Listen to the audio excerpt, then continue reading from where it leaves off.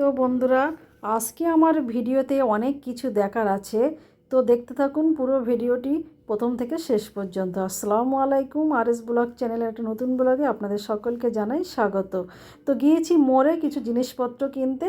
হঠাৎ করে আমার ছোটোবেলার বান্ধবীর সঙ্গে দেখা হয়ে গেল। আসলে ওর বাড়িটা যে ওখানে আমি জানতামই না।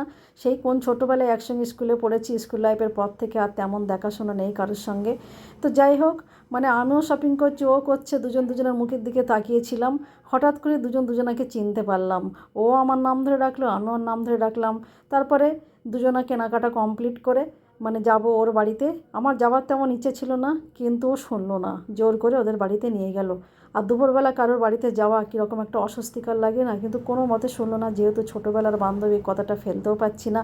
তো যাই হোক, ওরও কিছু কেনাকাটা ছিল, সাংসারিক জিনিসপত্র, আমারও কিছু কেনাকাটা ছিল। আমি কর্নফ্লেক্স নিলাম। তো নিতে নিতে আরও টুকিটাকি অনেক কিছুই নিয়ে ফেললাম। দুজনা গল্প করতে করতে কি কি নিয়েছি মনেই করতে পারছি না। পরে যখন এসে দেখলাম বেশ অনেকগুলো জিনিস নিয়ে ফেলেছি, আর বেশ বিলটাও অনেক বেশি হয়ে গেল। যাই হোক, তো কেনাকাটা করে ওদের বাড়িতে যাওয়ার ইচ্ছে ছিল না, জোর করে নিয়ে গেল। এর এইসব জিনিসপত্র নিয়ে ওদের বাড়িতে যাওয়া, আবার দুপুরে খাওয়া, খুব সমস্যা, কি করব। তারপর বাড়িতে একটা ফোন করে দিলাম যে আজকে দুপুরে বাড়িতে খাবো না, বান্ধবীর বাড়িতেই যাব। তো এই যে পুরো মোড়টা ঘুরে দেখাচ্ছি, মানে সমস্ত কিছু এখানে পাওয়া যায় এটা বাদুড়িয়ায়। আর কি নেই এখানে, খুব ভালো হয়েছে নতুন করে, একদম বাড়ির কাছে আমাদের স্মার্ট পয়েন্ট মোড় দুটোই আমাদের হাতের নাগালে পাওয়া গেল। তারপরে বান্ধবীর বাড়িতে গেলাম, খাওয়া দাওয়ার এলাহি আয়োজন। একদম অল্প সময়ের মধ্যে এত সুন্দর রান্নাবান্না করবে আমি বুঝে উঠতে পারিনি। মানে একদম সাজিয়ে দিয়েছে, মনে হচ্ছে যেন আমার কোনো অনুষ্ঠান, এইরকম অবস্থা। যাই হোক, কী কী রান্না হয়েছে আপনাদের পুরো দেখাচ্ছি। ওদের বাড়ির পুকুর আছে, বাড়ির পুকুরের মাছ, আর বাগানে কত শাকসবজি আছে।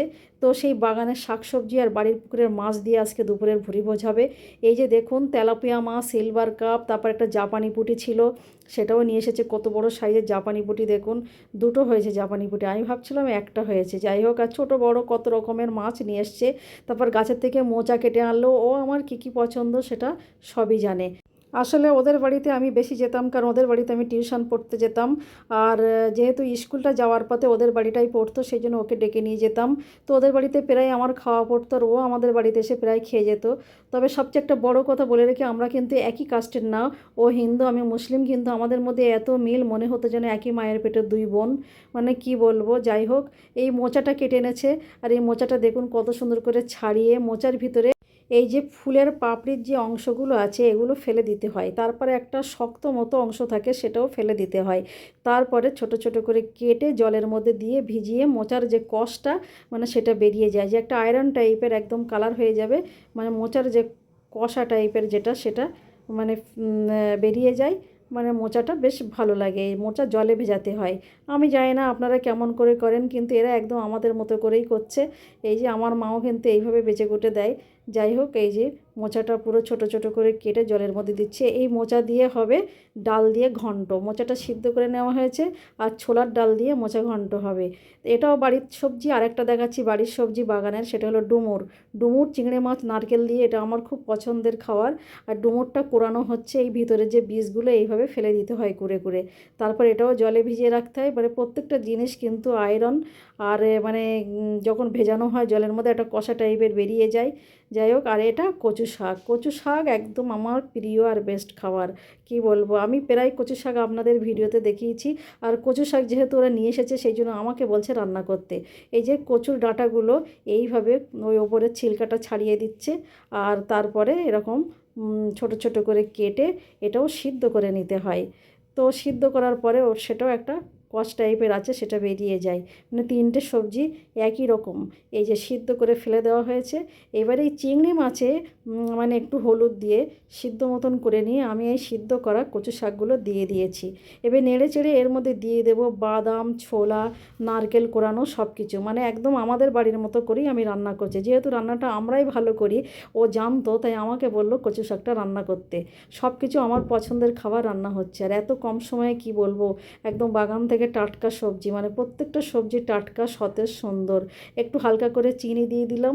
আমার রান্না প্রায় কমপ্লিট হয়ে এসেছে। এবারে কিন্তু একটু ফোড়ন দিয়ে নেব। এরকম শুকনো শুকনো হয়ে গেলে নামিয়ে রেখে আমি একটা ফ্রাই প্যানে তেল দিয়ে নিয়েছি, আর কয়েকটা শুকনো লঙ্কা ছিঁড়ে দিয়েছি, আর একটু রসুন কুচি দিয়ে দিয়েছি। আর এইভাবে মানে একদম লাল করে নিয়ে তারপরে আমি ওই কচু শাকটা দিয়ে দেব। কচু শাক ইলিশ মাছের মাথা দিয়ে রান্না করলে কিন্তু অসাধারণ স্বাদের হয়। তো আমি এখানে আজকে চিংড়ি মাছ নারকেল কোরানো বাদাম দিয়ে, যেটা আমরা বাড়িতে সাধারণত করে থাকি, সেই রকমই রান্না করলাম, খুব টেস্টি হয়। তো রান্নাবান্না কমপ্লিট হয়ে গেলে আমরা কিন্তু খেতে বসবো। ও যেহেতু অনেক দিন পরে দেখা হয়েছে, সেই জন্য আমার একদম মানে কি বলবো, গেস্টের মতো করে আমার খাবারটা সাজিয়ে দিয়েছে। এই দেখুন, মনে হচ্ছে না আমার বার্থডে। তো কি কি রান্না হয়েছে দেখুন।